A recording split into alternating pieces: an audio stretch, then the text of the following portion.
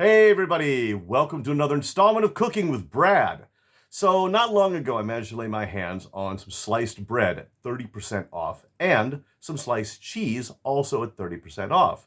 And it didn't take long for me to realize that if I added a little butter to that mix, I could make grilled cheese sandwiches, which are classic American cuisine. So rather than just show you that I'm making something, I'm actually going to show you how to make grilled cheese sandwiches. So let's take a look and see how to do it.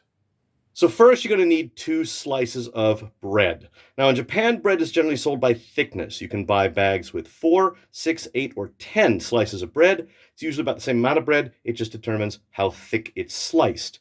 I recommend going for the 8 slices because that's about the same thickness as some American sliced bread. Next, you're going to want some butter. Now, in the States, it's pretty easy to buy sort of pre-softened, easy-to-spread butter. In Japan, I don't find that quite as easily. And also, the easy-to-spread butter tends to cost a little bit more, as I recall. So just buy some butter and then take it out of the fridge and let it soften on its own. So what you want to do with your butter is you want to spread it as evenly as you can from side to side and corner to corner. There should be no part of the bread that doesn't have butter on it. Let's do the other side.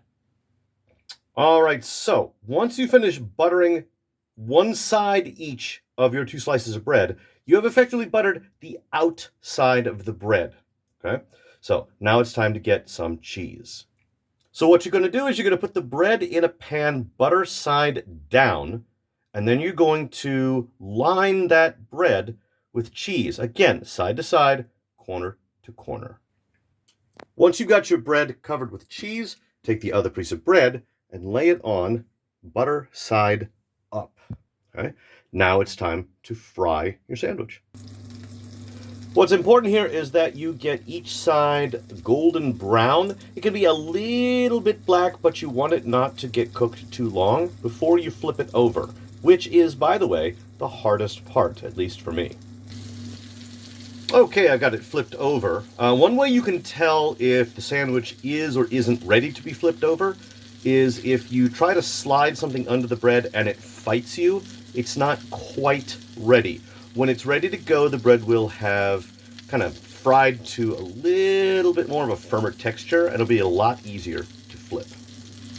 And once it's done, you put it on a plate and cut it in half. Now, my mom used to make these for me all the time when I was a kid, and she always cut them diagonally, so that's the way I prefer to cut them. I think it's time to try this out and see how it tastes. All right, moment of truth. Let's try out my grilled cheese sandwich. All right. So as you can see, I have it as kind of a golden brown on both sides. The cheese is nice and melty, and it smells pretty good.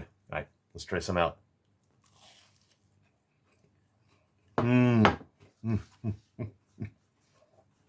Okay, so if you did it right, that bread is going to be crispy and buttery on the outside. That cheese is going to be nice and melty on the inside, and it is going to taste just absolutely amazing. A little bit decadent, maybe.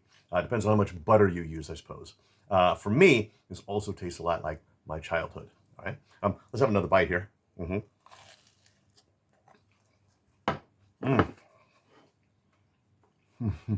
Okay, so I'm pretty pleased with the results. I actually haven't made grilled cheese since I moved to Tokyo, so this is my first time making them in years, and took a couple of tries to get the hang of it with my current kitchen setup, but yeah, I mean, it doesn't take very long. You might not get it exactly the first time, but a couple of tries, you'll have it down. These were popularized during the Great Depression in America, so this is very much an American cuisine.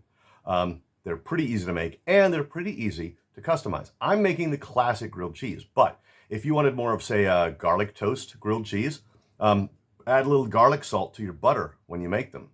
When I was younger, I used to take long slices of dill pickles and put them in. You could buy them in jars. You could put hot peppers in. You could put shrimp in. You could put a little bit of ham or beef, whatever. I mean, you can really do these up as you like, but my personal preference is the classic grilled cheese. Anyway, Hope this was informative for you. If you're from America, you probably already know how to make these, but if you are not from America, well, I'm hoping you'll give these a try. Anyway, I appreciate you guys stopping in. We'll see you in the next one.